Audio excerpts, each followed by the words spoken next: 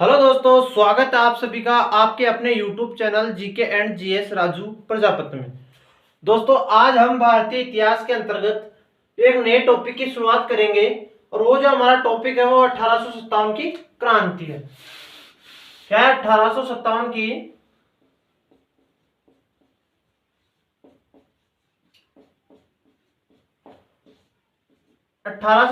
की? क्रांति। 1857 की क्रांति की हम पहले कुछ सामान्य बातें जानते हैं। तो 1857 की क्रांति जब शुरू हुई उस समय इंग्लैंड का प्रधानमंत्री पार्म स्ट्रॉन था। कौन था?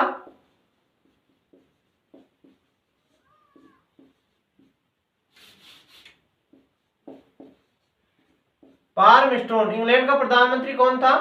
पार्म स्ट्रॉन था। और उस समय जो भारत का गवर्नर जनरल था वो था कैनिंग। कौन था? कैनिंग था। और कंपनी का मुख्य सेनापति, ईस्ट इंडिया कंपनी का मुख्य सेनापति जॉर्ज एनिस था। जबकि विद्रोह के बाद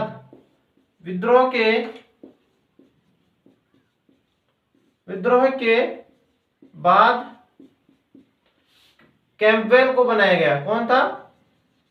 कैंपवेल। एक बार फिर से देखिए, ये सामान्य जानकारी है कि 1857 की क्रांति के समय इंग्लैंड का प्रधानमंत्री कौन था? पार्म स्ट्रॉन। और गवर्नर जनरल, भारत का गवर्नर जनरल लॉर्ड कैनिंग था। और कंपनी का मुख्य सेनापति जॉर्ज एनिस था। और विद्रोह के बाद में जो कंपनी का मुख्य सेनापति बनाया गया वो कैंपवेल को बनाया गया।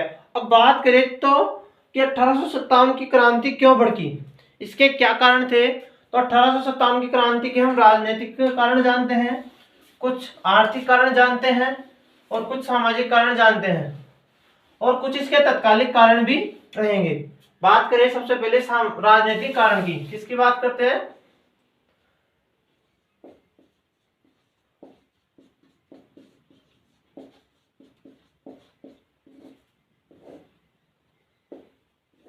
राजनीतिक कारण। तो सबसे पहले आता है तो जो बहादुर शाह जफर था, बहादुर शाह जफर को जो अंग्रेज अधिकारी लॉर्ड डलहौजी ने कहा कि उन्हें दिल्ली का जो लाल किला था उसे छोड़ने के लिए कहा गया। जो बहादुर शाह जफर थे, बहादुर शाह जफर को डलहौजी के द्वारा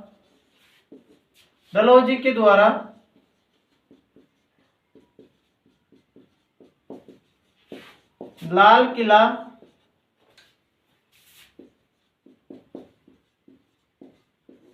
छोड़ने को कहा गया, जिसके कारण बहादुर शाह जफर अंग्रेजों के प्रति नाराज रहे। इसके बाद बात करें अवध की,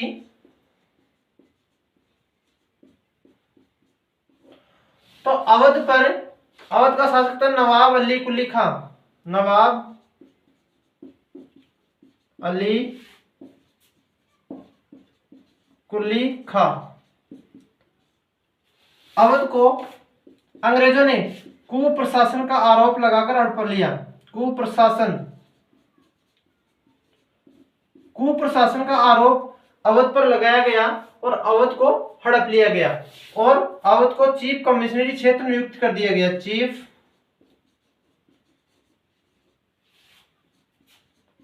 अवध को चीफ कमिश्नरी क्षेत्र नियुक्त कर दिया गया और जो पहला इसका चीफ कमिश्नर बनाया गया और लॉरेंस को बनाया गया। किसे बनाया? लॉरेंस को पहला चीफ कमिश्नर बनाया गया। इसके बाद हम बात करें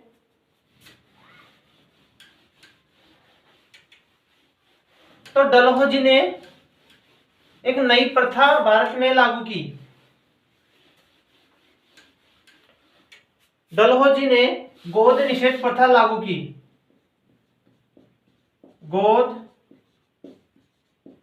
निषेध प्रथा किसने लागू की?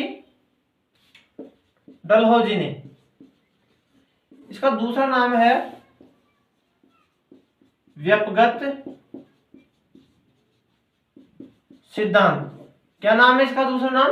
व्यपगत सिद्धांत। इसमें कहा गया कि जिस भी शासक के कोई पुत्र नहीं है तो वह अपना उत्तराधिकारी चुनने के लिए कोई दूसरा पुत्र गोद नहीं ले सकता। तो इसके तहत उन्होंने सबसे पहले 1848 में सतारा को हड़पा। किसे हड़पा? सतारा को हड़पा। इसके बाद उन्होंने जैतपुर,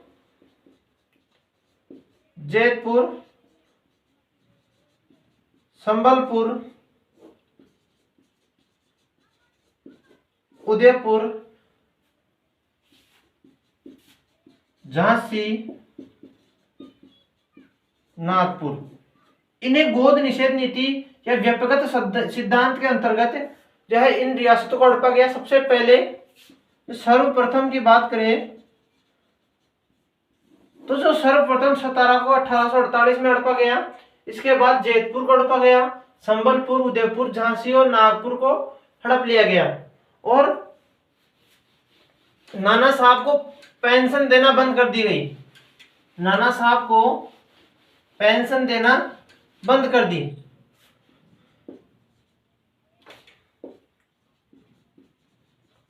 जो नाना साहब थे इनकी पेंशन बंद कर दी। क्या कर दी? पेंशन बंद कर दी, जिसके कारण नाना साहब इनसे नाराज थे और जो पंजाब और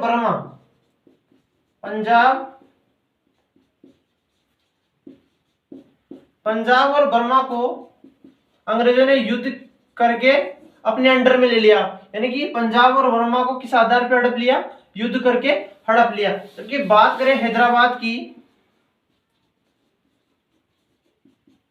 हैदराबाद को बकाया राशि के आधार पर हैदराबाद को हड़प लिया, जिससे यहाँ के शासक इनसे नाराज हुए। इस प्रकार क्रांति का एक कारण यह भी रहा कि इनसे यहाँ के जो क्षेत्रीय राजा थे वो नाराज रहे। इसके बाद हम बात करें आर्थिक कारण। आर्थिक कारण वैसे देखें तो आर्थिक कारण के अंतर्गत ये लोग क्या करते कि भारत से कच्चा माल खरीदते कम सस्ते दामों में यहाँ से कच्चे माल को खरीदते और इंग्लैंड ले जाकर उसे पक्का करते और उसी माल को भारत में लाकर उचित यानी कि उच्च दरों पर बेचते थे। उच्च दरों पर उसी माल को यहाँ पर ऊंची दरों पर बेचते, जिसके कारण लोगों में आर्थिक असंतोष उत्पन्न हुआ। क्रांति का एक मुख्य कारण यह भी था। इसी के आधार पर दादा भाई नौरोजी ने आर्थिक धन निष्कासन का सिद्धांत दिया। दादा भाई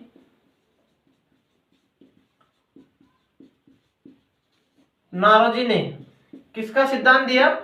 आर्थिक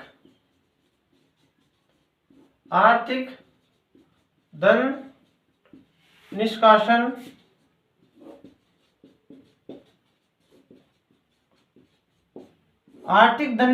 का सिद्धांत दिया। और अपनी पुस्तक में इनकी एक पुस्तक है poverty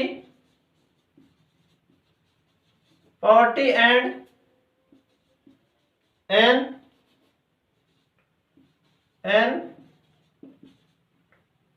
British rule in India. इन्होंने यह सिद्धांत किस पुस्तक में दिया? Poverty and British rule in India. इस पुस्तक में आर्थिक धन निष्कासन का सिद्धांत सर्वप्रथम दादा भाई नौरोजी ने दिया।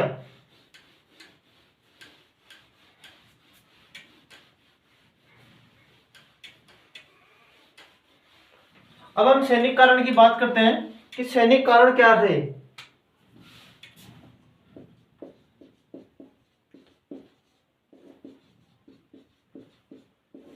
जब 1857 की क्रांति हुई उस समय उससे पूर्व जो यहाँ पर बंदूक यूज की जाती थी उसका नाम था ब्राउन बेस। अब इन लोगों ने क्या किया? ब्राउन बेस के स्थान पर एनफील्ड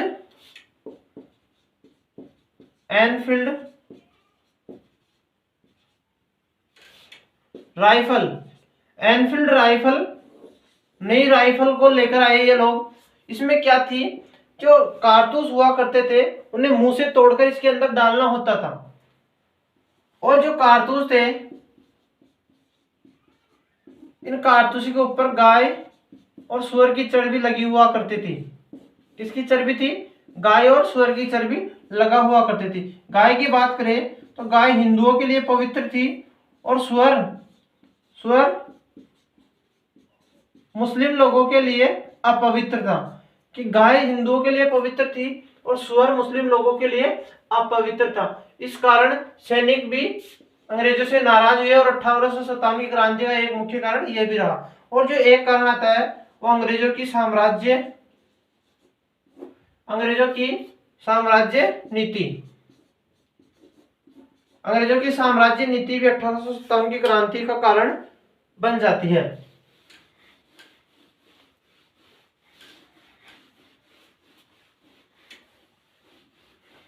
अब हम देखते हैं कि 1857 की क्रांति की जो पूरी योजना बनाई गई वो किस आधार पर बनाई गई और कहां पर बनाई गई।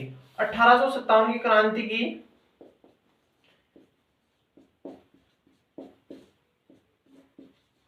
की पूर्व योजना।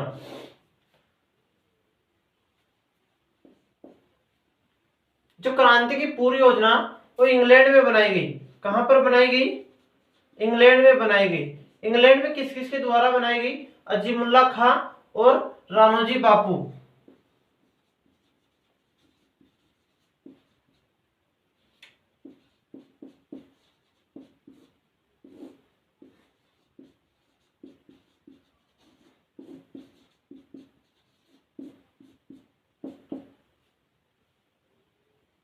जो अजीमुल्ला खां थे वो नाना साहब के सलाहकार थे। नाना साहब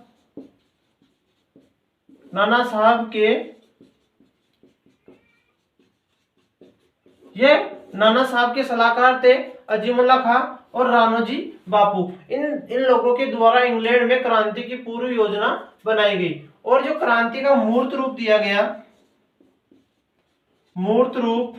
क्रांति का मूर्त रूप बिठूर कानपुर से दिया गया। कहां से दिया गया? कानपुर, गंगा नदी के किनारे से दिया गया। गंगा नदी के किनारे से दिया गया। और इसका जो प्रतीक चिन्ह बनाया गया, प्रतीक चिन्ह और रोटी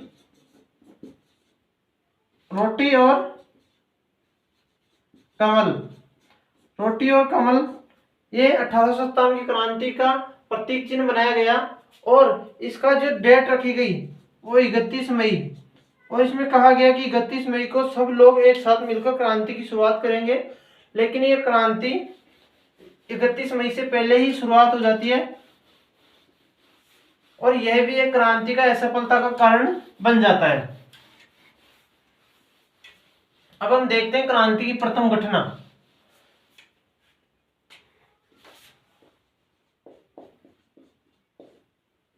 क्रांति की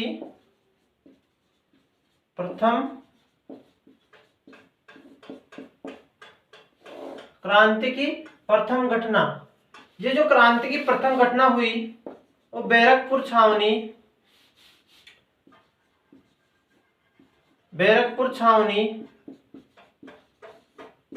ये कहाँ स्थित थी? वेस्ट बंगाल में स्थित थी। यहाँ पर ये जो बैरकपुर छावनी थी, यहाँ पर जो क्रांति की पूर्व घटना हुई वो 29 अगस्त 1956 को गठित हुई। और यहाँ पर एक सैनिक छावनी थी जिसमें 34वीं एनआई के मंगल पांडे ने भाग व ह्यूसन को गोली मार दी। किसे? भाग व ह्यूसन को गोली मार दी, जिसके कारण इन्हें रॉबर्ट हुक के द्वारा फांसी की सजा सुनाई गई। और इन्हें फांसी 8 अप्रैल 1857 को मंगल पांडे को फांसी दे दी गई। ठीक है, ये क्रांति की शुरुआत नहीं है, ये क्रांति से पूर्व की घटना है। जो क्रांति से पूर्व की घटना है वो बैरकपुर छावनी वेस्ट बंगाल में यानी पश्चिम बंगाल में घटित हुई। यह 29 अगस्त 1956 को की घटना है। इसमें 34वीं एनआई के मंगल पांडे के द्वारा भाग विल्सन को गोली मार दी गई। ठीक है, जिसके बाद में बाग रॉबर्ट हुक ने इन्हें फांसी की सजा सुनाई और मंगल पांडे है उन्हें 8 अप्रैल 1857 को फांसी दे दी गई। अब हम बात करें मंगल पांडे की, तो मंगल पांडे पर 1948 में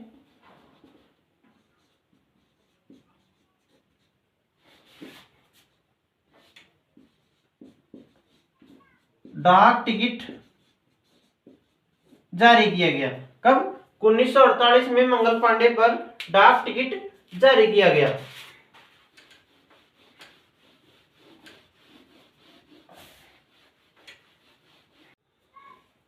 अब हम क्रांति की शुरुआत करते हैं। क्रांति की शुरुआत, जो क्रांति की शुरुआत हुई वो 10 मई 1857 को हुई और ये कहां से हुई? मध्य मेरठ से 20वीं एनआई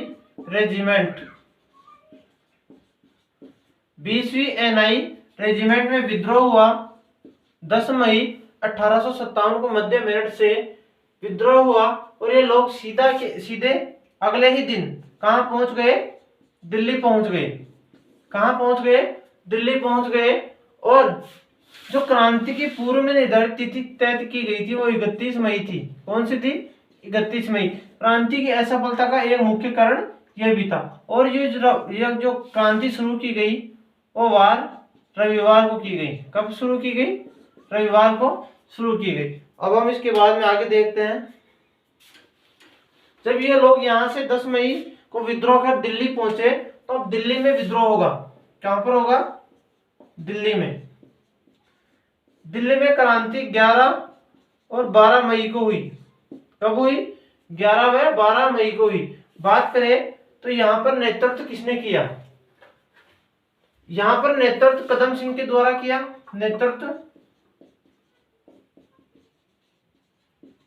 यहां पर नेतृत्व कदम सिंह ने किया और यहां पर नेतृत्व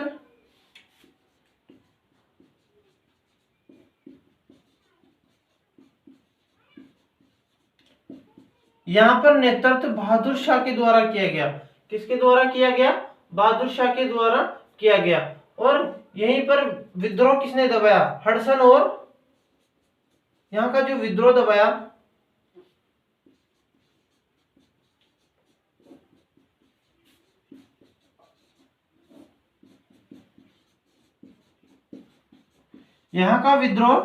हडसन व निल्सन ने दबाया। और जो आपके हुमायूं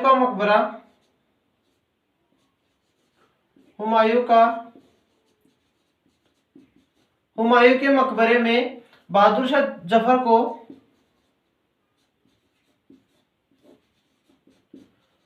शाह को हडसन ने गिरफ्तार किया और इसे सीधा रंगून भेज दिया गया। कहां पर भेज दिया गया? रंगून भेज दिया गया, जहां पर इनकी 1862 में मृत्यु हो गई। और जो इनका मकबरा बना हुआ है वो रंगून म्यांमार में बना हुआ है। कहां पर बना हुआ है?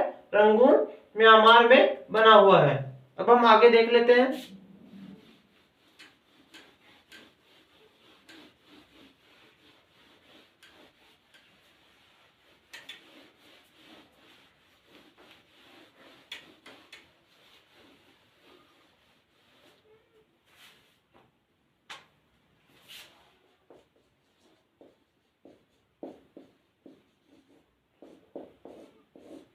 बात करें झांसी की, तो झांसी में विद्रोह 4 जून को हुआ। 4 जून 1857 को झांसी में विद्रोह हुआ। बात करें झांसी की लक्ष्मीबाई, झांसी की रानी कौन थी?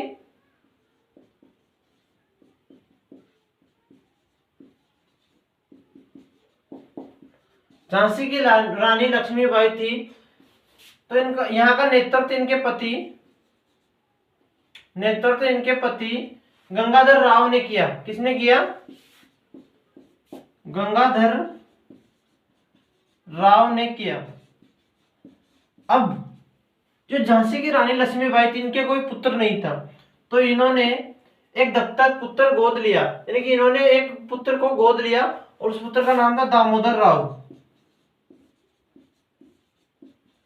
लेकिन अंग्रेजों ने इसे स्वीकार नहीं किया और इसे गोद निषेध नीति के अंतर्गत, यानी कि ब्रिटिश प्रांतों में मिला लिया गया या ब्रिटिश राज्य में मिला लिया गया।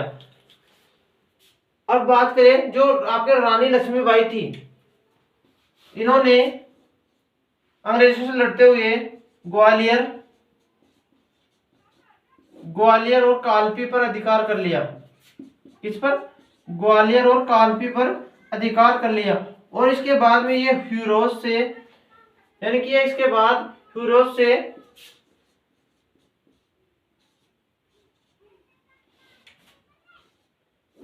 लड़ती हुई मारी गई, यानी कि फिरोज से लड़ते हुए झांसी की रानी लक्ष्मीबाई 17 जून 1857 को मारी गई। कब मारी गई? 17 जून 1857 को मारी गई। जब ये मारी गई तो ह्यूरोज ने कहा था कि 1857 की क्रांति की एकमात्र मर्द यही थी। कौन थी? झांसी की रानी लक्ष्मीबाई। इसके बाद हम बात करें तो जो रानी लक्ष्मीबाई के कुछ उपनाम भी हैं, इन्हें महल परी कहा जाता है। क्या कहा जाता है? महल परी कहा जाता है। इनका एक और नाम था, इनका मूल नाम क्या था? मणिकर्णिका। क्या नाम था? मणिकर्णिका। इनके बात करें तो इनका जो घोड़ा था वो पवन और बादल था। पवन और बादल, इनके घोड़े का क्या नाम था? पवन और बादल था। अब हम आगे बात करें तो जो खूब लड़ी मर्दानी वाली वो तो झांसी वाली रानी, एक गीत जो है सुभद्रा कुमारी चौहान ने लिखा था। किसने लिखा है? सुभद्रा कुमारी चौहान ने जो गीत लिखा है वो लिखा है खूब लड़ी मर्दानी वो तो झांसी वाली रानी। ये गीत किसने लिखा है? ये गीत सुभद्रा कुमारी चौहान ने लिखा है। अब हम बात करते हैं आगे, अब हम कानपुर की बात करते हैं। तो कानपुर का जो नेतृत्व किया था वो नाना साहब और उनके सेनापति थे तात्या टोपे, उनके द्वारा कानपुर का नेतृत्व किया गया। और जो कानपुर में क्रांति हुई थी वो 5 जून को हुई थी। बात करें कानपुर को, क्रांति 5 जून को भड़की और यहाँ पर नेतृत्व नाना साहब और उनके सेनापति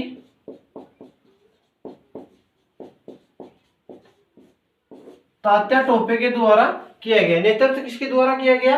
नाना साहब और तात्या टोपे के द्वारा किया गया। इसके बाद में बात करें नाना साहब की तो इन्हें धुंधु पंथ कहा जाता है। इन्हें क्या कहा जाता है? धुंधु पंथ कहा जाता है। और यहाँ पर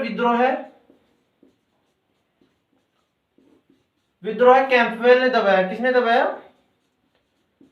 कैंपवेल ने यहाँ पर विद्रोह दबा दिया।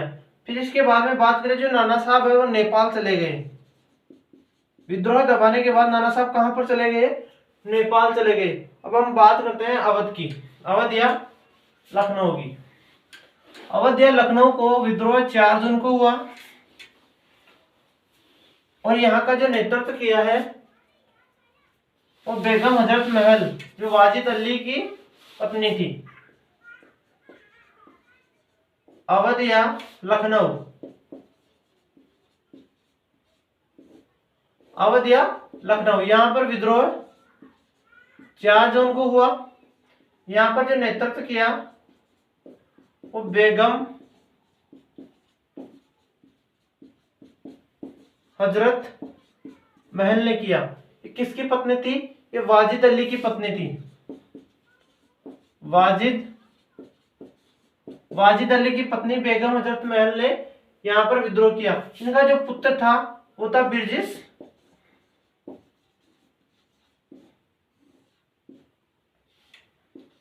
बिरजिस कादिर। जब इनका पुत्र शासक बना तो अंग्रेजों ने इस पर कुप्रशासन का आरोप लगाया और बोला कि तुम्हारे द्वारा यह शासन अच्छे से नहीं चलाया जा सकता, इसलिए कुप्रशासन के आरोप पर जो है अवध को अड़प लिया गया और यहाँ का जो विद्रोह दबाया, विद्रोह कैंपवेल ने दबाया। किसने दबाया?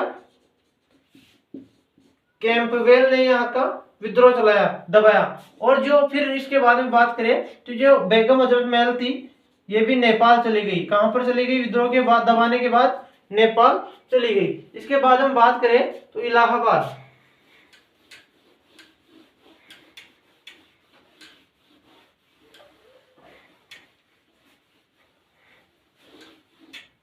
अब हम बात करते हैं इलाहाबाद की।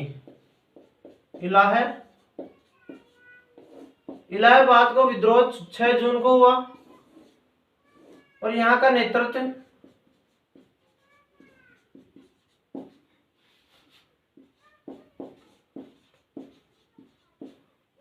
लियाकत अली के द्वारा यहाँ का नेतृत्व किया गया। और विद्रोह है यहाँ का कर्नल नील ने दबाया। किसने दबाया? कर्नल नील ने यहाँ का विद्रोह दबाया। विद्रोह किसने दबाया? कर्नल नील ने दबाया। इसके बाद में हम बात करें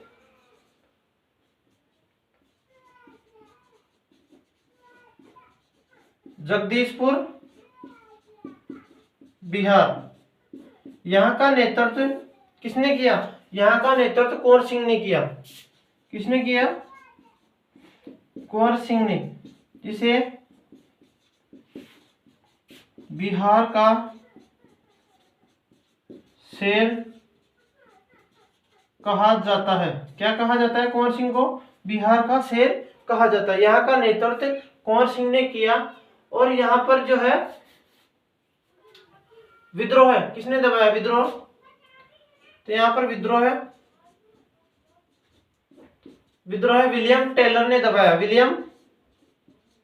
विलियम टेलर के द्वारा यहाँ पर विद्रोह दबाया गया। इसके बाद हम फिर और आगे बात करें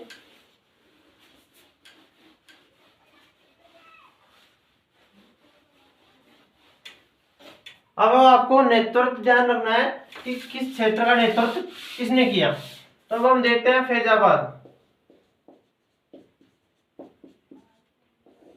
फैजाबाद का नेतृत्व मौलवी अहमदुल्ला ने किया।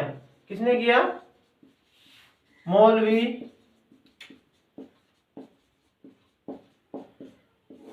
फैजाबाद का नेतृत्व मौलवी अहमदुल्ला ने किया। और जो मौलवी अहमदुल्ला थे इन्होंने 1857 की क्रांति में जिहाद का नारा दिया था। किसका नारा दिया? जिहाद का नारा मौलवी अहमदुल्ला ने जिहाद का नारा दिया। इसके बाद हम बात करें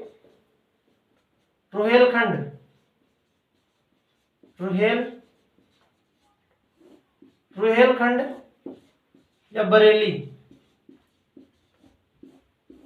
यहाँ का बात करें नेतृत्व की, जो यहाँ का नेतृत्व है वो खान बहादुर खान ने किया। खान बहादुर खान ने रुहेलखंड या बरेली का नेतृत्व किया। इसके बाद हम बात करें उड़ीसा की, जो है आपके उड़ीसा का नेतृत्व सुरेंद्र शाही और उज्जवल शाही ने किया। किसने किया? सुरेंद्र शाही और उज्जवल शाही ने उड़ीसा का नेतृत्व किया। इसके बाद में हम बात करें तो कुल्लू का नेतृत्व है वो प्रताप सिंह ने किया। किसने किया? कुल्लू का नेतृत्व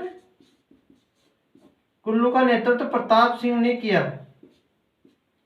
किसने किया? प्रताप सिंह ने।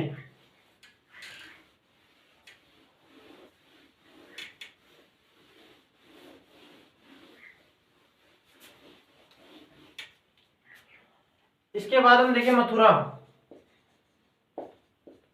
मथुरा में जो 1857 की क्रांति का नेतृत्व है वो देवी सिंह ने किया। किसने किया?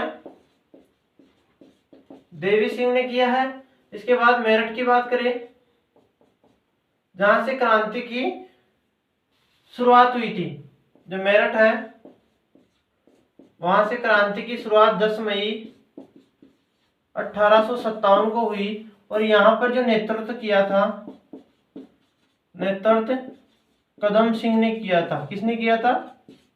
कदम सिंह ने यहाँ पर नेतृत्व किया था। इसके बाद में हम बात करें तो दक्षिणी भारत में 1857 की क्रांति का नेतृत्व रंगाजी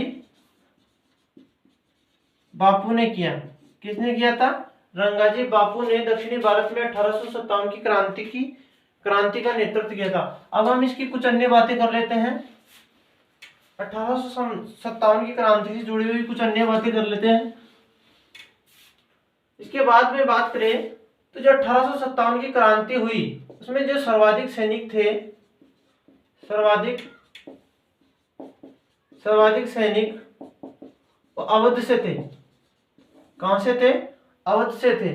इसके बाद में बात करें तो अंग्रेजों का 1857 की क्रांति में जो अंग्रेजों का सहयोग था वो हैदराबाद के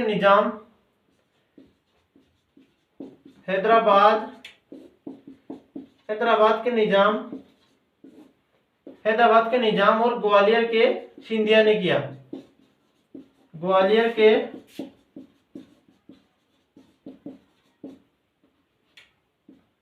के सिंधिया और हैदराबाद के निजाम ने कहा। इसके लिए कहा था, कैनिंग ने एक वाक्य बोला है कि यदि 1857 की क्रांति में सिंधिया भी शामिल होता तो मुझे कल ही बोरिया बिस्तर गोल करने होते। क्या करने होते? बोरिया बिस्तर गोल करने होते। जब 1857 की क्रांति हुई उसके बाद में इलाहाबाद की घोषणा की गई, अर्थात इलाहाबाद घोषणा की गई। तो जो इलाहाबाद की घोषणा की गई, इलाहाबाद की घोषणा 1 नवंबर 1858 को की गई। जो आपके गवर्नर जनरल का पद था उसे वाइसराय बनाया गया। क्या बनाया गया? वाइसराय बनाया गया। और जो फर्स्ट वाइसराय बनाया गया वो लॉर्ड कैनिंग को प्रथम वाइसराय बनाया गया। इसके बाद में क्रांति का जो प्रत्यक्ष दृष्टाकार था, 1857 की क्रांति का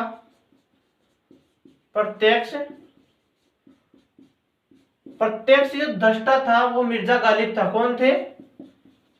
मिर्जा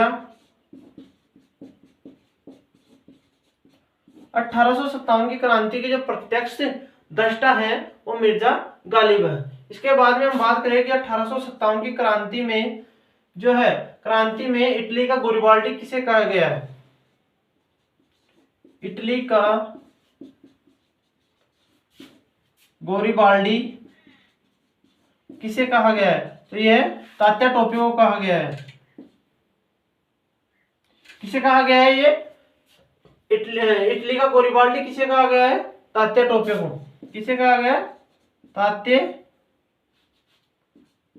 तात्या टोपे को कहा गया है। इटली का गोरिबाल्डी तात्या टोपे को, यानी कि तात्या टोपे को इटली के गोरिबाल्डी से संज्ञा दी गई है। इसके बाद में हम बात करें तो 1857 की क्रांति में जो सरकारी इतिहासकार वो सुरेंद्र नाथ बनर्जी थे। कौन थे? सुरेंद्र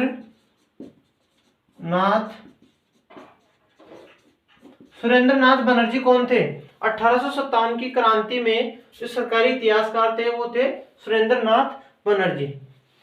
अब इसके बाद हम कुछ बातें और कर लेते हैं।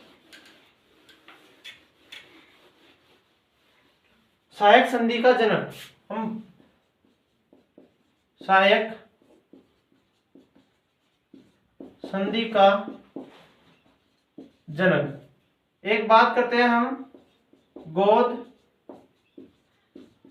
गोद निषेध नीति का जनक। एक हम बात करते हैं कुशासन का आरोप।